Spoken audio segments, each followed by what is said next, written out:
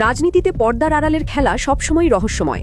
আপনি যা দেখছেন তা কি আসলেই দেখছেন, নাকি আপনাকে ঠিক ততটুকুই দেখানো হচ্ছে যতটুকু তারা চায়? রাতের নিস্তব্ধতায় যখন পুরো দেশ গভীর ঘুমে আচ্ছন্ন থাকে, ঠিক তখনই ক্ষমতার অন্ধকার করিডোরে রচিত হয় এমন কিছু রহস্য যা সাধারণ মানুষের কল্পনারও অতীত। দৃশ্যপটে কোনো কোলাহল নেই, কোনো রক্তের দাগ নেই, কিন্তু রাষ্ট্রের প্রতিটি শিরা উপশিরায় ছড়িয়ে দেওয়া হচ্ছে এক অদৃশ্য বিষ। কারা এই নেপথ্যের কারিগর? কেন সবাই সব জেনেও বোবা আর অন্ধ হয়ে আছে? আজ আমরা এমন এক খাদের কিনারায় দাঁড়িয়ে আছি যেখান থেকে নিচে তাকালে আপনার বিশ্বাসের শেষ সম্বলটুকুও চূর্ণ বিচূর্ণ হয়ে যাবে। প্রস্তুত হন, কারণ আজ আমরা উন্মোচন করব সেই অদেখা সত্য। বাংলাদেশের রাজনৈতিক ইতিহাসে ক্ষমতার রদবদল কোনো নতুন অধ্যায় নয়, কিন্তু গত ৩০টি দিনে এই বদ্বীপ যা দেখেছে তা যে কোনো রাজনৈতিক থ্রিলারকেও হার মানাবে। একটু খেয়াল করে দেখুন আপনার চারপাশের সরকারি দপ্তরগুলোর দিকে। খুব কি অচেনা লাগছে? লাগারই কথা, কারণ গত এক মাসের ব্যবধানে রাষ্ট্রের প্রায় ৯০% গুরুত্বপূর্ণ প্রতিষ্ঠান সম্পূর্ণ নতুন একটি রাজনৈতিক বলয়ের অনুসারীদের দিয়ে ভরাট করে ফেলা হয়েছে। এটি কোনো জাদুর কাঠি নয়, বরং এটি একটি সুনিপুণভাবে সাজানো পর্দার আড়ালের ষড়যন্ত্র। যে কাজগুলো গুছিয়ে আনতে পূর্ববর্তী সরকারের পুরো ১৭টি বছর লেগেছিল, প্রশাসনকে নিজেদের মতো করে সাজাতে গিয়ে তাদের যে কাঠখড় পোড়াতে হয়েছিল, বর্তমান কুশীলবরা সেই একই কাজ সম্পন্ন করেছে চোখের পলকে। কোনো বড় ধরনের আন্দোলন নেই, রাজপথে কোনো টায়ার পোড়ানোর গন্ধ নেই, তবুও পুরো দেশের প্রশাসনিক কাঠামো যেন রাতারাতি খোলনলচে বদলে গেল। এই অবিশ্বাস্য দ্রুতগতি এবং নিখুঁত বাস্তবায়ন আমাদের বাধ্য করছে একটি প্রশ্ন করতে: কারা বসে আছে এই নিয়ন্ত্রণের স্টিয়ারিংয়ে? এই নিখুঁত পালাবদলের উত্তর খুঁজতে হলে আমাদের দেশের মানচিত্র পেরিয়ে তাকাতে হবে সীমান্তের ওপারে। একটা সময় ছিল যখন একটি নির্দিষ্ট রাজনৈতিক দলের শীর্ষ নেতা কোনোভাবেই দেশের মাটিতে পা রাখতে পারছিলেন না। তার সামনে দাঁড়িয়েছিল এক অদৃশ্য এবং দুর্ভেদ্য বাধার দেয়াল। কিন্তু রাজনীতির ময়দানে কোনো সমীকরণই চিরস্থায়ী নয়। আমাদের গভীর অনুসন্ধানে উঠে এসেছে এমন এক তথ্য যা জানলে আপনার চোখ কপালে উঠবে। যখন সেই শীর্ষ নেতার দেশে ফেরা নিয়ে সব আশার আলো নিভে যাচ্ছিল, ঠিক তখনই দৃশ্যপটে হাজির হন শিলংয়ে অবস্থানরত সেই বিশেষ ব্যক্তি এবং পত্রিকার এক অত্যন্ত প্রভাবশালী মুখ। তাদের গন্তব্য ছিল ভারতের নীতি নির্ধারক মহল, একটি রুদ্ধদ্বার বৈঠক, কিছু গোপন শর্ত এবং একটি অভাবনীয় নেগোসিয়েশন।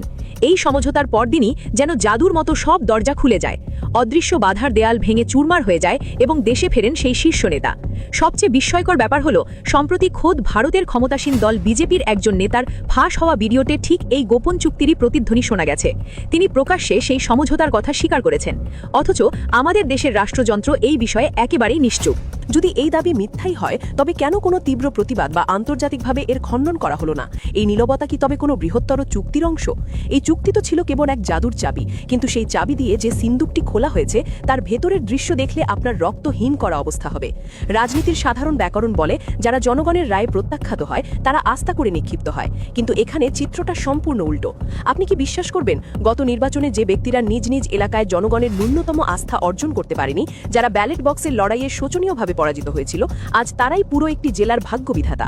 হ্যাঁ, পরাজিত সেই রাজনৈতিক মুখগুলোই এখন জেলা প্রশাসক হিসাবে রাষ্ট্রের প্রতিটি গুরুত্বপূর্ণ সিদ্ধান্ত নিয়ন্ত্রণ করছে। এটি কোনো প্রশাসনিক পদায়ন নয়, এটি এক চূড়ান্ত নীল নকশা। যাদের জনগণ প্রত্যাখ্যান করেছে তাদের হাতেই তুলে দেওয়া হয়েছে শাসনের লাঠি। কেন এই অদ্ভুত এবং ভয়ঙ্কর জুয়া? উত্তরটা খুব সহজ। যারা একবার হেরে গেছে তাদের হারানোর ভয় নেই। তারা এখন মরিয়া হয়ে ক্ষমতার এই প্রতিদান দিতে রাষ্ট্রের প্রতিটি রন্ধ্রে দলীয়করণের বিষ ছড়িয়ে দিচ্ছে। ১৭ বছর ধরে পূর্ববর্তী সরকার যা করতে ভয় পেয়েছিল, এই মাস্টার মাইন্ডরা তা করে দেখালো মাত্র কয়েক সপ্তাহে। এটি কেবল শাসন নয়, এটি হলো এক সুপরিকল্পিত প্রশাসনিক কূপ। কিন্তু প্রশ্ন জাগে, দেশের মানুষ কেন এই নীরব দখলদারিত্ব টের পেল না? কেন রাজপথ উত্তাল হলো না? কারণ জাতিকে এক সুনিপুণ মায়াজালে আটকে ফেলা হয়েছিল। একদিকে ফ্যামিলি কার্ডের লোভনীয় টোপ দিয়ে হাজার হাজার মানুষকে লাইনে দাঁড় করিয়ে রাখা হলো, অন্যদিকে খাল খননের মতো পুরনো আমলের কিছু চটকদার কর্মসূচির মাধ্যমে তৈরি করা হলো মেকি এক উন্নয়ন আবহ। সাধারণ মানুষ যখন এই দৈনন্দিন ব্যস্ততা আর কার্ড পাওয়ার উত্তেজনায় বুধ ছিল, ঠিক সেই সুযোগে পর্দার আড়ালে রাষ্ট্রের কাঠামোটিই বদলে ফেলা হলো। যখন আপনি খালের মাটিতে কোদাল মারছিলেন, তখন আপনার গণতান্ত্রিক অধিকারের কফিনে শেষ পেরেকটি ঠুকে দেওয়া হচ্ছিল অতি সন্তর্পণে।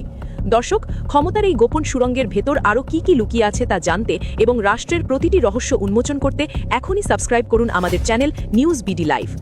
রাষ্ট্রের যখন এই ক্রান্তিকাল, তখন সাধারণ মানুষের জীবনের মূল্য ঠিক কতটুকু? এর চরম নজির দেখা গেল এবারের ঈদ যাত্রায়। একদিকে দেশের যাত্রী কল্যাণ সমিতির তথ্য বলছে, অতিরিক্ত ভাড়া আদায়ের ক্ষেত্রে গত ২০ বছরের সব রেকর্ড এবার চুরমার হয়ে গেছে। অথচ সড়ক পরিবহন মন্ত্রী যখন যমুনা টিভির ক্যামেরার সামনে বসেন, তার প্রতিটি কথা শুনে আপনার মনে হবে যেন তিনি কোনো ভিন্ন গ্রহের বাসিন্দা। তিনি এক অদ্ভুত দম্ভের সাথে দাবি করছেন, ঈদ যাত্রা নাকি সুষ্ঠু হচ্ছে। এর চেয়ে বড় পরিহাস আর কি হতে পারে? আমরা এখন এই অনুসন্ধানের চূড়ান্ত এবং সবচাইতে বিস্ফোরক পর্বে প্রবেশ করছি, যেখানে মুখোশ খুলে যাবে সেই সব দায়বদ্ধতাহীন ক্ষমতাধরদের আর উঠে আসবে রাজনীতির এক সুদূর প্রসারী দাবার চাল। আমাদের মাননীয় সড়ক পরিবহন মন্ত্রী রবিউল সাহেব হয়তো ভুলেই গেছেন যে আমরা এখন 2001 সালে বাস করছি না। এটি সোশ্যাল মিডিয়ার যুগ। প্রতিটি মানুষের হাতে এখন একটি করে ক্যামেরা, প্রতিটি নাগরিক এখন এক একজন সাংবাদিক। তিনি যখন টিভির শীতাতাপ নিয়ন্ত্রিত স্টুডিওতে বসে বুক ফুলিয়ে বলছেন ঈদ যাত্রা সুষ্ঠু হচ্ছে, তখন রাস্তার প্রতিটি মোড় থেকে ভেসে আসছে সাধারণ মানুষের আর্তনাদ।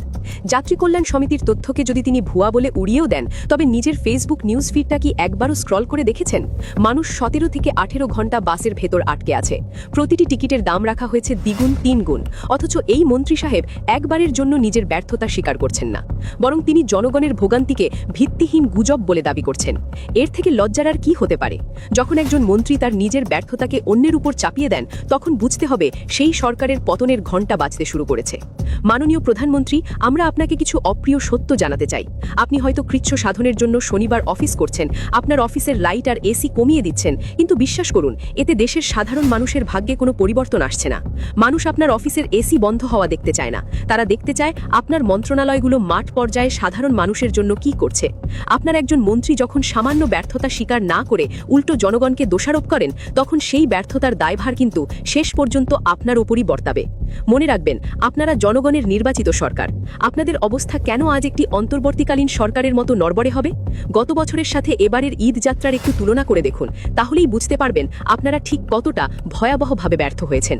এই রবিউলের মতো দাম্ভিক মন্ত্রীরাই হয়তো আপনাদের পতনের জন্য যথেষ্ট হবে। সবশেষে একটি বড় প্রশ্ন থেকে যায়, যখন নির্বাচনের নামে ডিজিটাল ইঞ্জিনিয়ারিং হলো, যখন প্রতিটি জেলা দখল হয়ে গেল, তখন জামায়াতে ইসলামী কেন রাজপথে নামল না? কেন তারা এই সব অন্যায় মুখ বুজে সহ্য করল? গুঞ্জন অনেক আছে, কিন্তু আমাদের অনুসন্ধানে উঠে এসেছে এক সুদূর প্রসারী ভাবনার কথা। জামায়াত জানত, তারা যদি সেই মুহূর্তে কঠোর আন্দোলনে যেত, তবে দেশে এক চরম অরাজকতা সৃষ্টি হতো। আর সেই অস্থিরতার সুযোগ নিত বর্তমানে নিষিদ্ধ থাকা আওয়ামী লীগ। দেশকে ধ্বংসের হাত থেকে বাঁচাতে জামায়াত যে কৌশলগত নীরবতা পালন করেছে, তা কি প্রজ্ঞা নাকি অন্য কোনো চুক্তির অংশ? এই রহস্যের জট হয়তো সময়ই খুলবে।